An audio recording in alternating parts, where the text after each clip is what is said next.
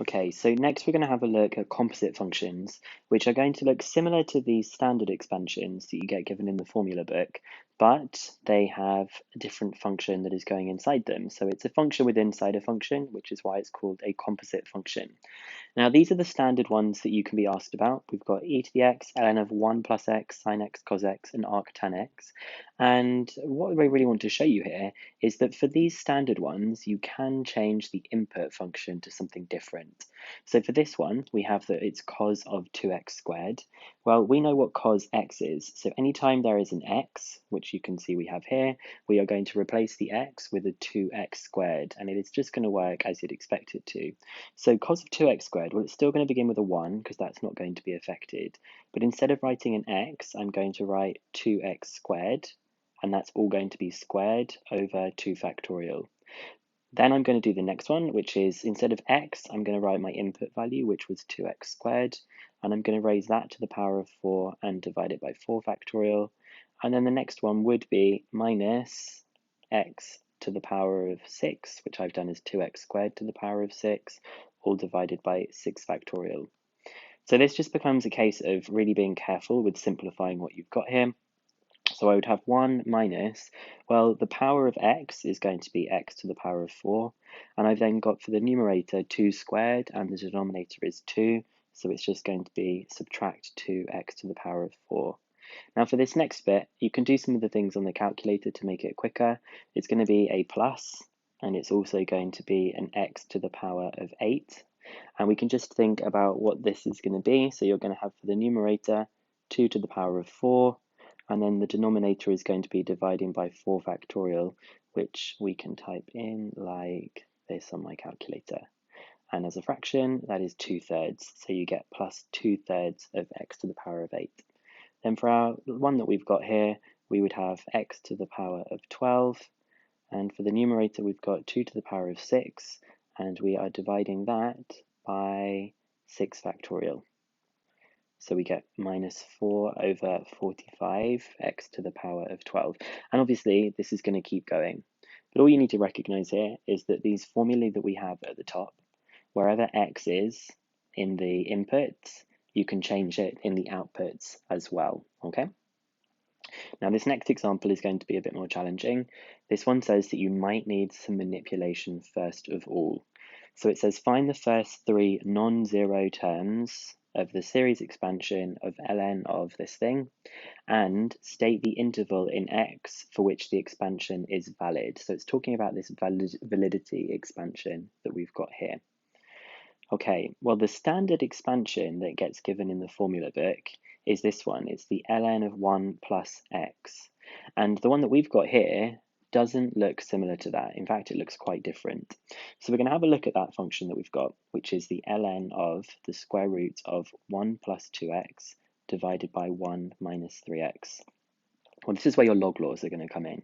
The log laws for this are going to say that this is the ln of the square root of 1 plus 2x minus the ln of 1 minus 3x, okay? And that also tells me that I can rewrite this first one. This is actually 1 plus 2x to the power of a half. So I can take that power of a half and pull it to the front, and I get a half ln of 1 plus 2x minus ln of 1 minus 3x, like this. And now these are both looking similar to the ln of 1 plus x form.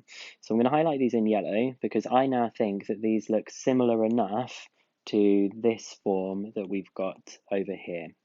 The only difference is that this one has an x, this one has a 2x. Well, that's great. I can just replace all of these x's here with 2x. And this one is the same. It's got the 1, but instead of it having an x, it has a minus 3x. So I'm going to replace all of these bits here with a minus 3x. Now, at the end of this section, I'm going to say about what we can do if we had a question that was like an ln of 2 plus 3x, because that doesn't look like this one that we've got over here. So at the end, I'm going to be like, what would we do if we had something that looks like this?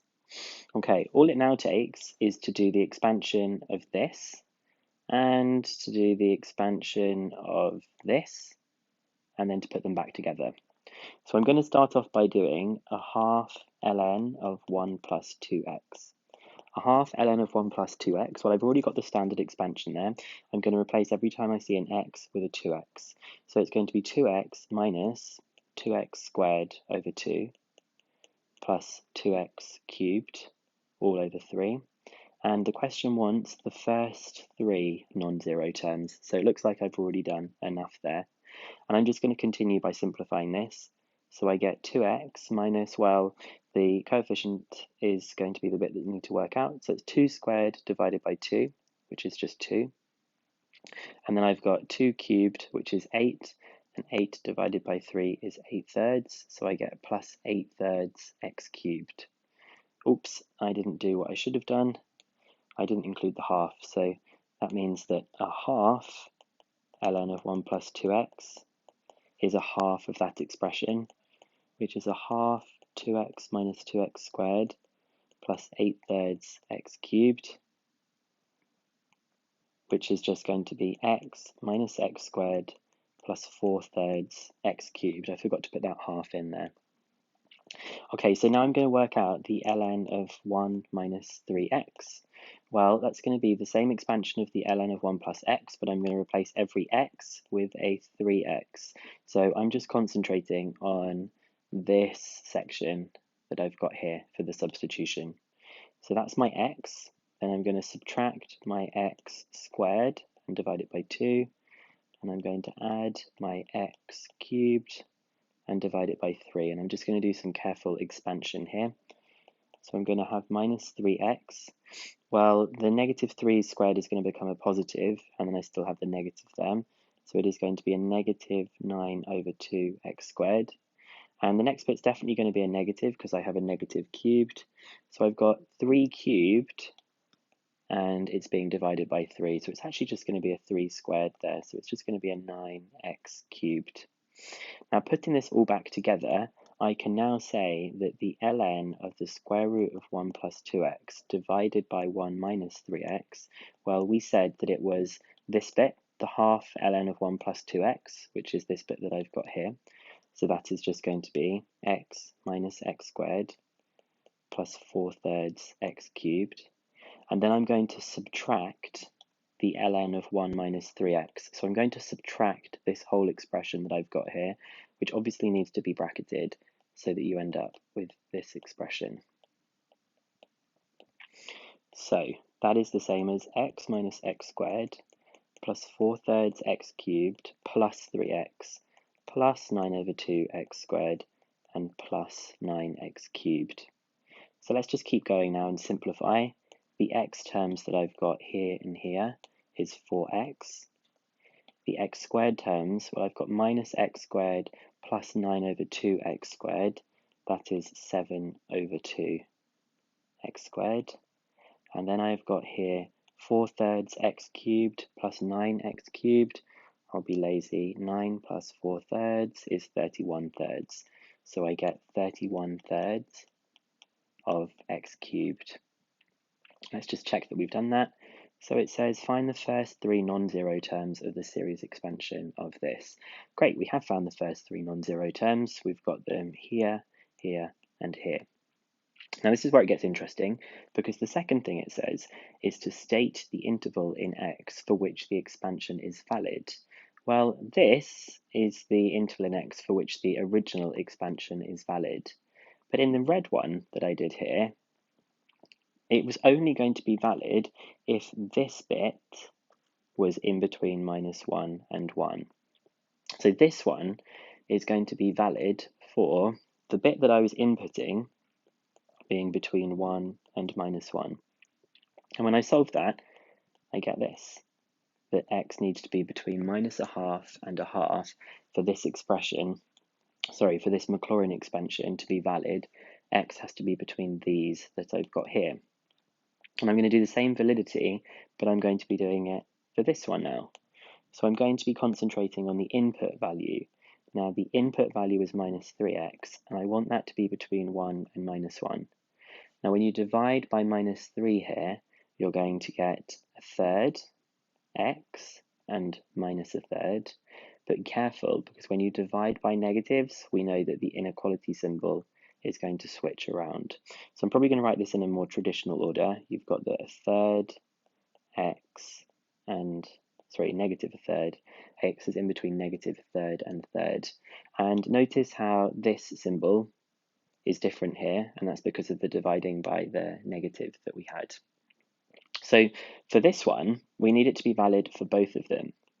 So this one is valid for this bit, and we want it to be valid for both ranges at the same time. Otherwise, it wouldn't be valid overall. So having a look at these numbers that we've got here, this is the validity range for the red. This is the validity range of the green. We need to find a range that would be valid for both of them. Well, this one is actually the stricter range. And when I say stricter range, I mean it's more restricted. If you can satisfy the top range, but you might not satisfy the bottom range. Whereas if you satisfy this range here, you've definitely satisfied this range. It's the smaller one. So we need it to be the smaller one in order to make both of them satisfied. So the range the expansion is valid for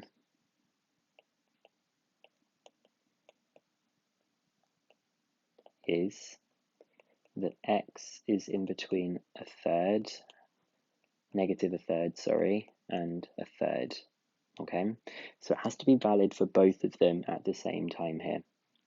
And that would be the answer for the interval of them being there. Okay, so what we did for this question is we took the ln, we split it into 2 bits using log laws, and we also pulled the power down from the square root to make it become a half. We then did them separately and recombined them. We looked at how the validity ranges would be for the red bit, the green bit, and then we selected the tighter of those ranges so that it was true for both of them. Just one last bit about this bit here. The reason I had to do the tighter one, let's say I was going to substitute in 0.4. 0.4 would work for the red part, but 0.4 would not work for the green part, so it wouldn't work for the overall function, which is why the overall function must be between minus a third and third for the input values.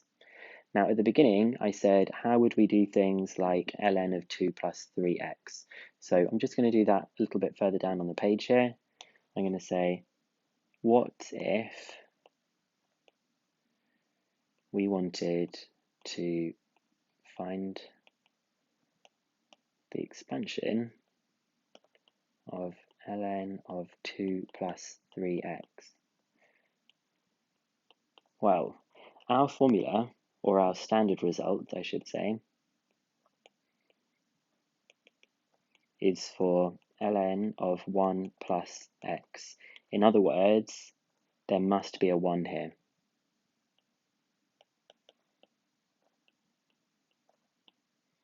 And our one doesn't have that. So the technique you'll do for this is you will say that ln of 2 plus 3x is going to be the same as the ln of 2 brackets 1 plus 3 over 2x. What I've done is I factorized out a 2 to force there to be a 1 there. Then I'm going to use log laws and say, well, this is the same as ln of 2 plus ln of 1 plus 3 over 2x. What this means that you can do is you can now do the Maclaurin expansion on the yellow bit, and you will just add an ln plus 2 at the end. Okay, so you can just do the Maclaurin expansion on this bit, substituting in x as 3 over 2x, and at the end you will have this extra ln2 there as well. Okay, we're going to have a look at one more example, and we're going to see this one for e to the x and sine x. Now, what I wanted to point out is for all of these things that we've got in the standard formulae, these bits that I'm substituting in for x, I only ever want that to be a single term. Okay, so I always want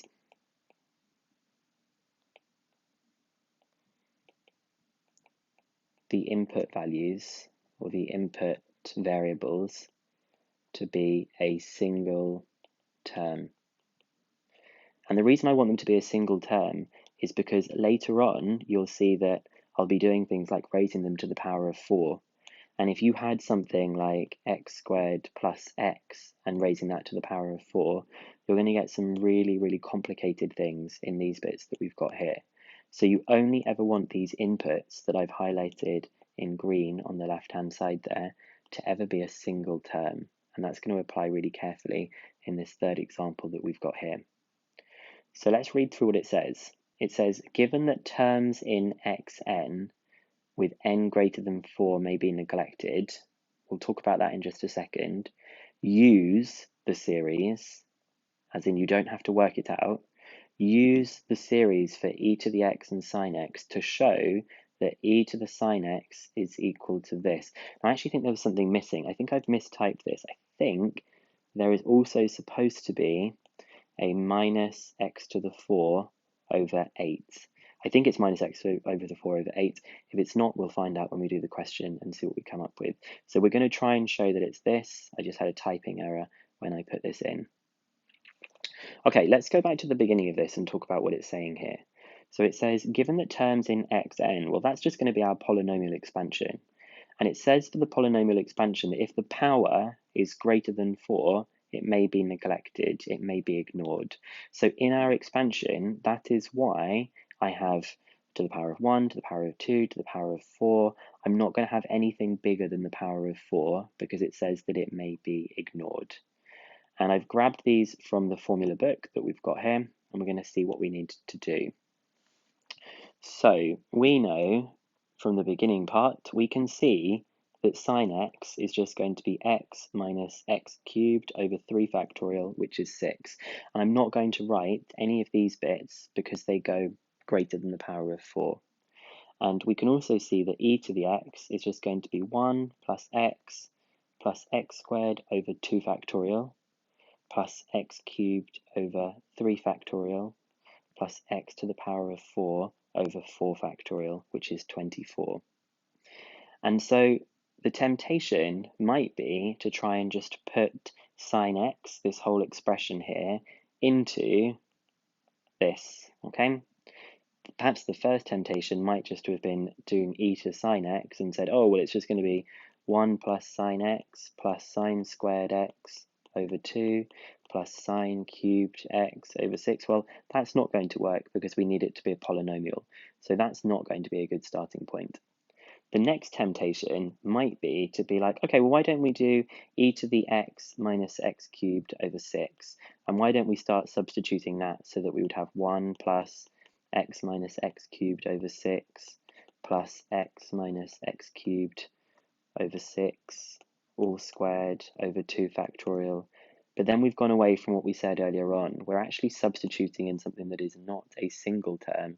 We're actually substituting in something a bit more complicated. And as you go further along in this E expansion, you're going to have things like trying to raise it to the power of 4. So that isn't going to work very well. So the best technique that we're going to do for this is we are still going to try and do e to the power of sine x. We're going to do e to the power of x, e to the power of x minus x cubed over 6. But we're going to try and manipulate this so that we can see it as two things together rather than the input value being two separate terms. We want to try and pull those two separate terms in this power apart. And the way that we pull that apart is going to be by multiplication. So we would have e to the x multiplied by e to the minus x cubed over 6. So I'm going to write out for e to the x. I've already gotten it up there actually, so I don't need to write that out again. I've already written this bit here. I'm also now just going to write out the second part, the e to the minus x cubed over 6. And then we're going to be able to multiply those things together. So it's going to be 1, it still starts with a 1, plus minus x cubed over 6, that's my x value. Now if I did the next value, I would have minus x cubed over 6, all squared, all divided by 2. But if you think about what the power of x here is going to be, I've got something cubed and then being squared, it would be to the power of 6. But remember that the question says we can ignore terms where the power is greater than 4. So I'm actually not even going to need this term here because the power of it is going to be 6, and that's not going to be needed for this particular expansion. So that means that I can simplify this part as just 1 minus x cubed over 6. Okay, so if I'm trying to work out what e to the x minus x cubed over 6, in fact, I'm going to start with what the question said. It wanted e to the power of sine x. That is e to the power of x minus x cubed over 6, which is e to the power of x multiplied by e to the power of minus x cubed over 6. Well, e to the power of x is 1 plus x squared over 2 plus x cubed over 6 plus x to the power of 4 over 24. And I'm going to be multiplying that by the other part, which I've got here, which is 1 minus x cubed over 6. Now here, when I expand the brackets,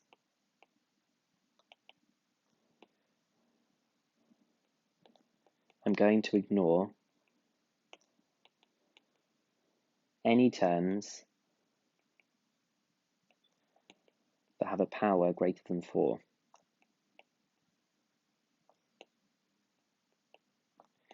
And that's perfectly okay to do during the exam. If it's telling you you can neglect those powers, you don't need to do a full expansion.